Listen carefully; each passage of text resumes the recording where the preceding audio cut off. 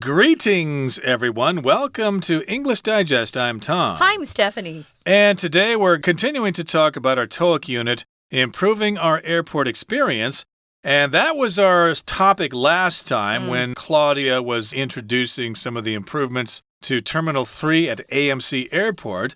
But today we're talking about something related but a little different, okay? If you're traveling and you run into problems, especially if you run into weather conditions, maybe like a typhoon or a blizzard or something like that, you might have to spend a long time at the airport. You might have a layover at an airport, so you need to be prepared. Or a delay. You know, a layover is usually something that you know in advance when you buy your ticket. You don't like long layovers? I don't. I want to change planes quickly and get back into the air because I want to arrive my destination as fast as possible. But that doesn't always happen, and sometimes your plane breaks down. I'd rather have them take the time and fix the plane. That's okay. You fix that plane, then try to take a chance and go up in the air with a plane that's not 100% fixed or 100% ready to go. So anyway, we're going to talk about what happens when you're stuck overnight at the airport. A lot of times the airlines, well, they used to do this. In the good old days, they would give you a free hotel room if you were stuck there overnight, especially because of something that happened that was out of your control. Weather is out of your control. A plane having a mechanical issue is out of your control. But anyway, they're pretty cheap nowadays. They don't hand out those hotel rooms or food vouchers, which gives you, a coupon for food somewhere in the airport. Right. Yeah, they're pretty cheap nowadays, and they try to stuff as many people onto an airplane as possible. They make you suffer, and while they make tons of money. But in any case, we're going to be talking about what you're going to do if you're going to have to spend the night at the airport waiting for your flight. So let's get to it. Let's talk about the contents of today's lesson. Let's read through it one time.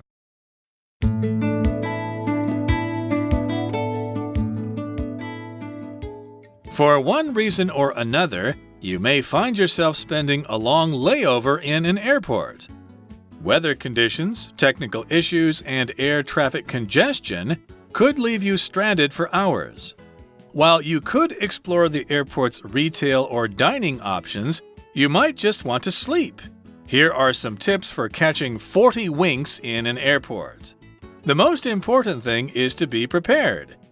If you suspect snowstorms, heavy rain, or other factors could delay your plane, go to the airport ready to bed down for the night. You'll need appropriate clothes, a blanket or two, and maybe even an inflatable bed to lie on. You'll also want to pack essentials like a sleeping mask and headphones or earplugs. The second tip also relates to preparation. Do your research.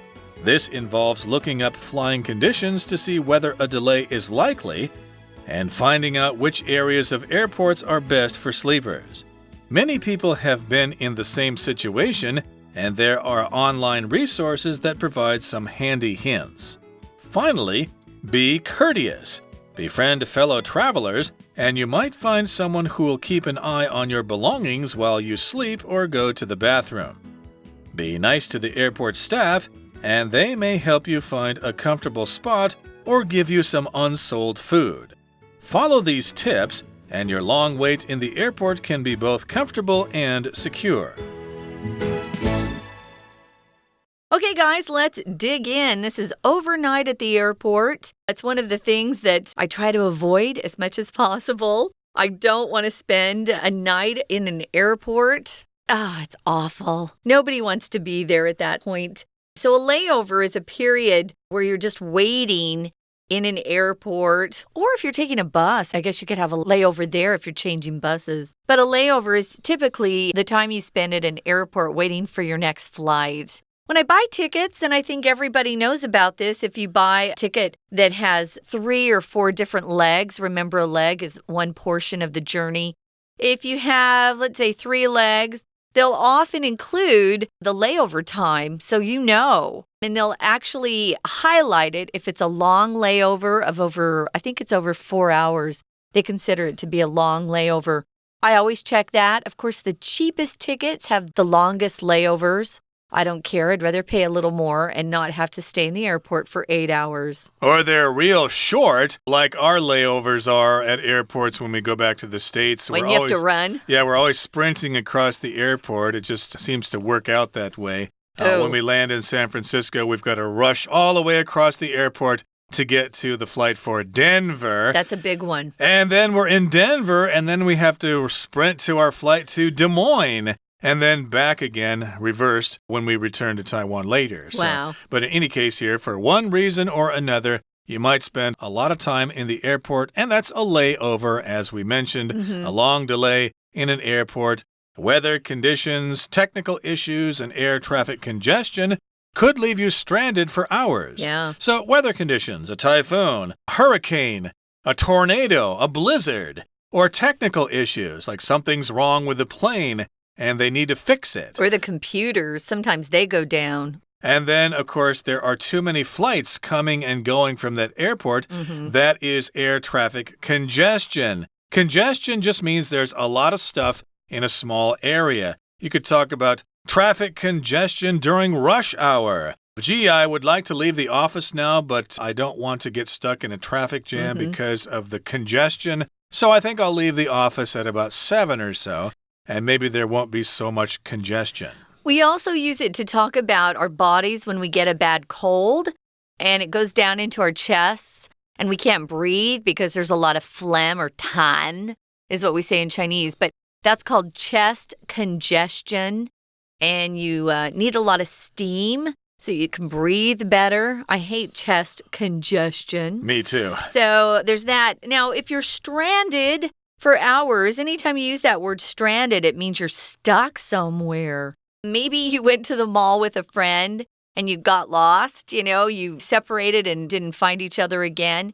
And your friend, drives home and leaves you stranded at the mall. So something that's left behind means you're stranded. I hate being stranded anywhere. Yeah, I got stranded once on Penghu. I had come over there by boat from Kaohsiung, I believe it was, but a typhoon was coming, so they stopped the boat, and I got stuck there for another day, which is okay. Penghu's a lot of fun, and I didn't really have a steady job at the time, but basically I was stranded there. I couldn't get out until the typhoon passed by.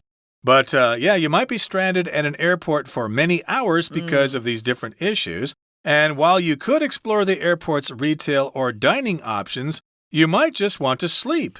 Airports are big. Of course, you can spend some time there checking out the retail stores, like the duty-free shops. You can look at watches or camera equipment or look over the perfume or whatever. That could help you kill some time. Or you might check out the various little restaurants there, try different things. Those are dining options. But still, you might be tired and you just want to catch some shut-eye. Or go to sleep, get some sleep, take a nap. Yeah, 40 winks here is a slang phrase we use just to talk about getting a nap in. Or as Tom said, catch some shut-eye is another slang phrase, just to get some sleep. I do not like to sleep in public. That's my problem. I can't go to sleep on a bus or the MRT, like many people here can. They seem to just close their eyes and feel comfortable sleeping. That is not me. So the most important thing is to be prepared. Yeah, if you suspect snowstorms, heavy rain, or other factors could delay your plan, and you better be aware of the weather, you should go to the airport ready to bed down for the night. Interesting. I would just postpone my trip probably. But if you bed down for the night, it just means you go to sleep there. You'll need appropriate clothes. Maybe you wear a little bit more than you typically would, long pants rather than shorts. A blanket or two. It gets a little cooler at night, especially if the building is air-conditioned. It gets kind of chilly at night. And maybe even an inflatable bed to lie on. Never thought about that, but you might bring one. You can pack them pretty lightly. They roll up to nothing but plastic. But you have to inflate them, too. You'll also want to pack essentials like a sleeping mask and headphones or earplugs. I always take these on a trip. A sleeping mask. Even if I don't use it to sleep in public in an airport, I will take it on a trip. I use them normally. If any light comes up, in my window, I immediately wake up. It doesn't matter if I'm sleepy or not. So I wear a sleeping mask, headphones. maybe you put some tunes on or earplugs to drown out or block out the noise around you. Yep, if you're planning on sleeping in the airport, so that's one tip. The second tip, a little bit of information, also relates to preparation, and that means to do your research. So the first tip was all about being prepared. Bring along some extra blankets, dress warmly, maybe bring an inflatable bed. But now you've got to do your research, and this involves looking up flying conditions to see whether a delay is likely and finding out which areas of airports are best for sleepers. So if you know you're going to be flying through Japan and you've heard in the news that a typhoon just passed by Taiwan but it's heading for Japan, well, you need to do some research to find out, gee, am I going to get stuck overnight in Tokyo because of a typhoon? So that's doing your research there. So yeah, look up the flying conditions. Contact the airline itself to see if everything's leaving on time. And then, of course, you need to do some research, in this case, about Tokyo. Gee, if I get stuck there, are there places where I can lie down? Are there places that I can sit in comfortable chairs and try to get some sleep there if I'm stuck in Tokyo? And, if there are going to be a lot of other people there as well, and are people going to be fighting over the seats and stuff like that? Yeah. Do some research about the airport that you're passing through. I like the Japanese airports because they usually have more seating area that's free of chairs. It's kind of hard to find a seat without people in some of these, especially at the American airports, they're so crowded. But there have been some areas in the Japanese airport that I found that there are no people. And so I feel like I have some private space, which is kind of nice, which is odd because it seems like when there are crowds in Japan, there are crowds, Yeah, Japan's such a crowded country, but the airports seem to be so spacious. I think so, yeah. They're really a paradise if you got a layover there. Yeah. But, of course, many people have been in the same situation, and there are online resources that provide some handy hints. So just do an online search, layover, Tokyo, sleeping or something, and you might get taken to a website where people have posted information about conditions at the Tokyo airport or Seoul or Moscow or wherever. There's some great bloggers, guys, if you are on the internet, who fly a lot, and their whole business is giving people like us tips on how to have a better trip. There's one particular blogger I check to see, which seats are the best on the plane that I'm going on, which airline has the best food in this flight. This guy posts about lots of things. He also posts about specials or sales or frequent flyer tips and points that he posts. There are a lot of resources now online for people who actually make a living posting things that help travelers. So finally, be courteous. This is important. Usually when your travel plans go awry or do not go the way you'd like them to go, you get upset. People get angry. I've seen so many people yelling at the workers in the airport. I think that's so mean. It's not their fault. But a lot of people yell and are rude. So be courteous, which just means be respectful, be polite, have good manners, be considerate. All of these things are important. Yeah, be courteous, be polite, and befriend fellow travelers. To befriend just means to make friends with those people. Sure. And you might find someone who'll keep an eye on your belongings while you sleep or go to the bathroom. Yeah. So if you make friends with somebody or have pleasant conversation with them, they might say, sure, go to the restroom. I'll keep an eye on your belongings. Yeah, I've done that a lot, actually. So here, keep an eye on just means somebody looks at something for you to make sure somebody else doesn't come and steal it. These people are probably on your flight as well, so you can probably trust them.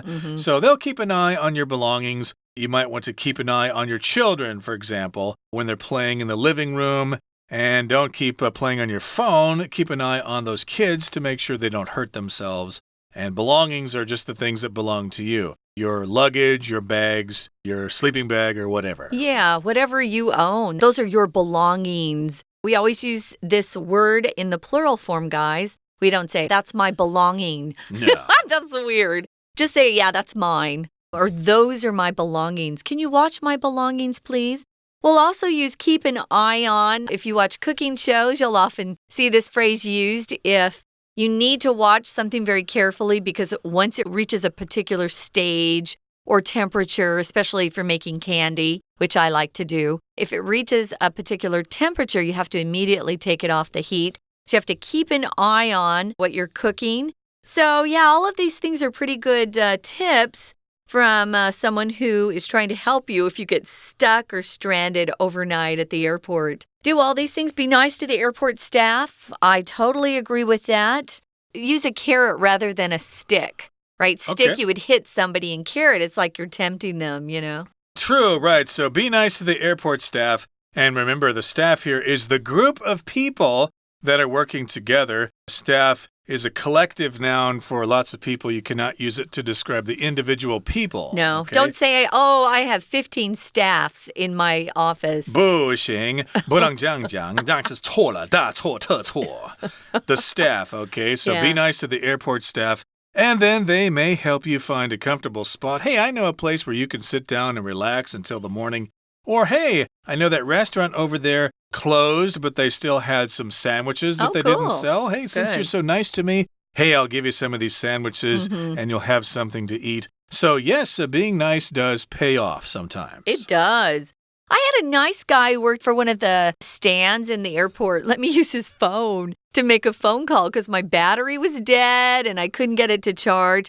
There are really nice people around, and you find that out if you're nice as well. Right now, we're going to listen to our Chinese teacher, and then we've got some discussion questions we're going to dig into when you come back.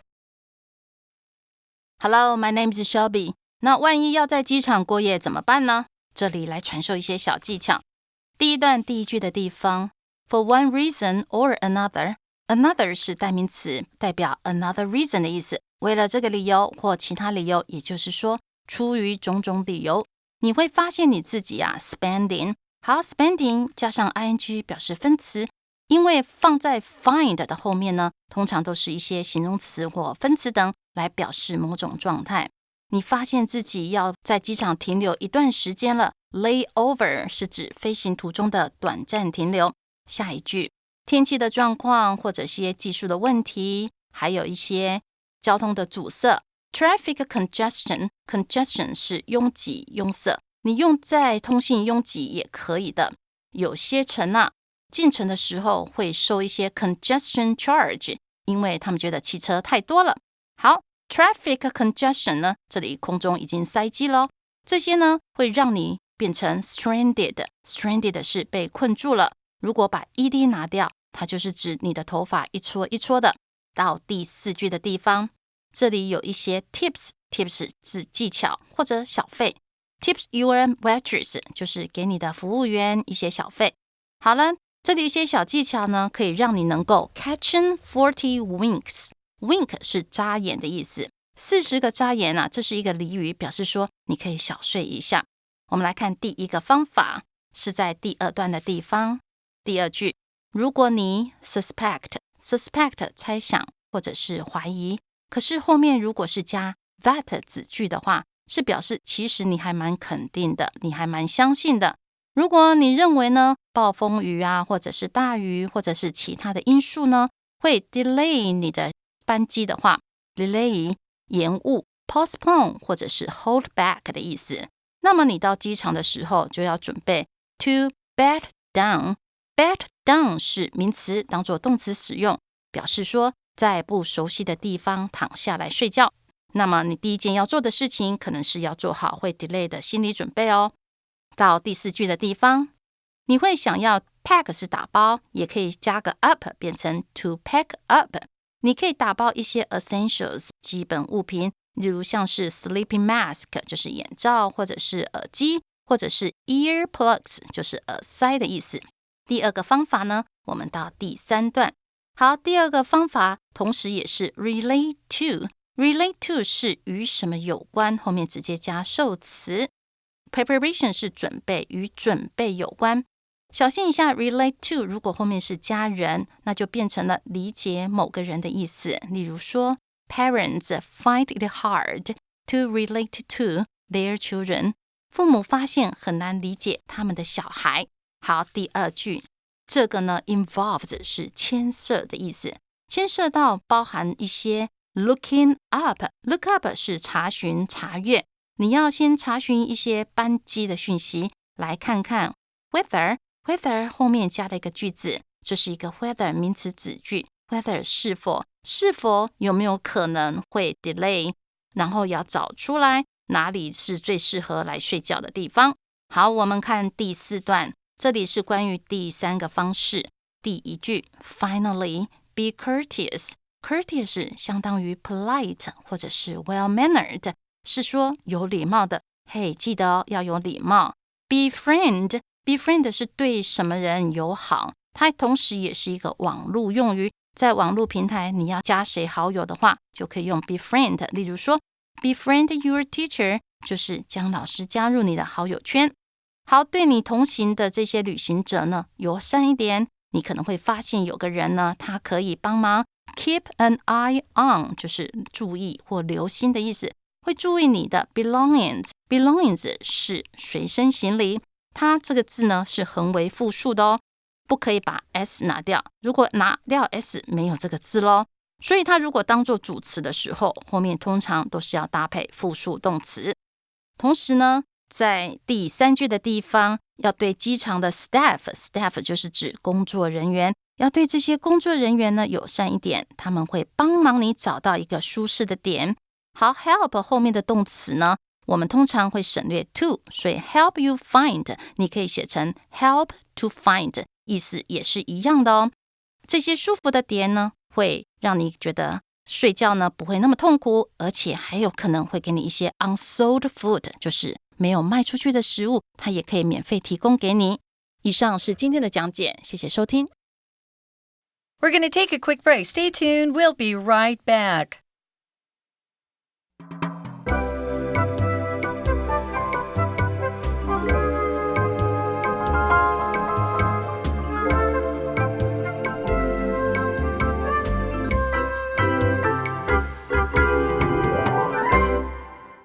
Okay, now we just talked about the contents of today's lesson, and we've got some discussion questions. So here's the first one. What do you normally do when you're waiting in an airport? I normally read, but first I'll walk around to see if there are any good stores or any stores that have snack foods available. It's harder to find good snack food over here in Asia, at least for Americans, for Westerners, I'm saying.But yeah, I'll walk around, check out the stores first, then I'll read, and if it's still, I still got more time, I'll get up and walk around some more, I don't know, it's really boring. I always have my music with me, which means my iPod, but, you don't want your battery to run down either, and sometimes finding a place to recharge is hard if everybody has, taken all of the sockets where you plug in.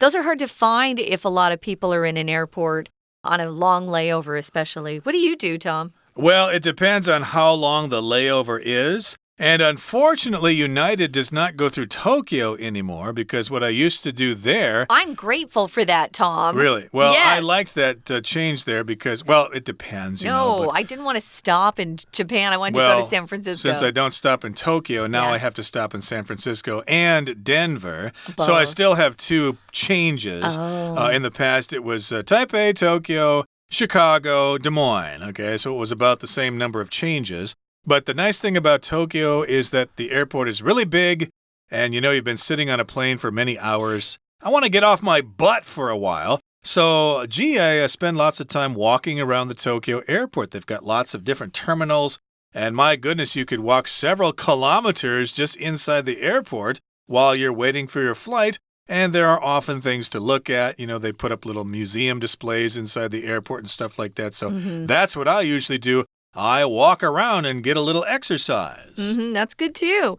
Well, what's the longest time you've had to wait in an airport? Ooh, and what did you do to pass the time? That's kind of similar to the first question. So, do you remember what the longest wait time you had? It was many, many years ago. I had to wait for, I think, 6 hours in the Kansas City airport. I just flown there from Des Moines.And my connecting flight to San Francisco was 6 hours later. And, I asked the lady at the counter there, what can I do for 6 hours? And she said, well, there are some interesting things to see in downtown Kansas City. This, of course, was before 9/11, when you could come and go from airports as you pleased. Now you'd have to pass through security when you come back again.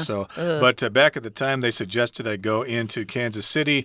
And I thought, I don't want to do that. It was the middle of the winter. It was really cold. So I just kind of hung out there at the airport, did some reading, did some walking around. But again, that was many years ago. It was a 6-hour layover.